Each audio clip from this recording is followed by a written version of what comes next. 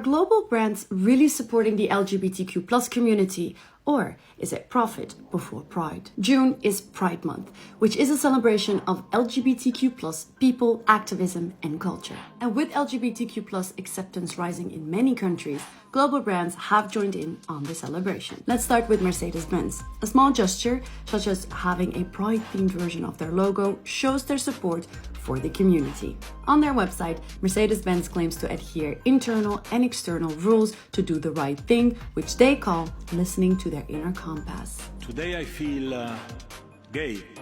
But their inner compass seems to be different when it comes to the Middle East. And while homosexuality is legal in some MENA countries like Turkey, Mercedes-Benz still chose to not use their pride-themed logo. Vodafone is celebrating Pride. I'm gay.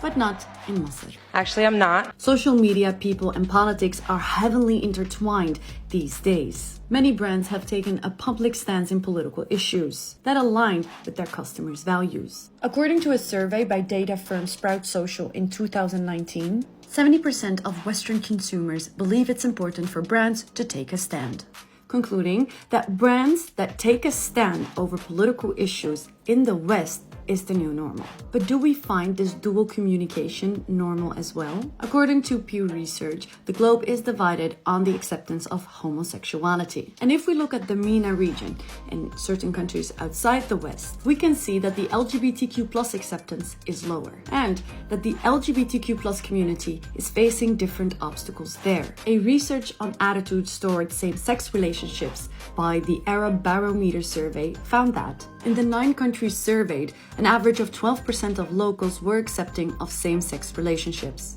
During the Qatar World Cup, gay rights activist Peter Tatchell staged a protest.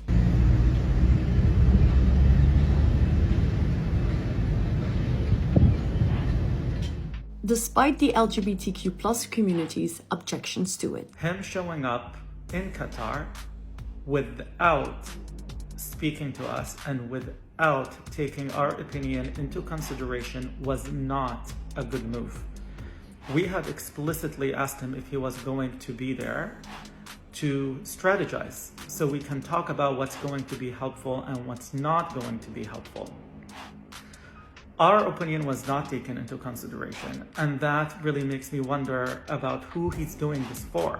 Which led to some accusing him of having a white savior complex and calling it another form of imperialism. Western activists think that they are helping those in the MENA region, but are actually making people feel more vulnerable. According to Will Todman, a fellow in the Middle East program at the US-based think tank, the Center of Strategic and International Studies. So, can we justify that these brands are being criticized? Do they have that much impact to make a change? Or are they doing the right thing by adjusting to the culture sensitivities and letting people of the country take the lead on the issues so they can decide for themselves?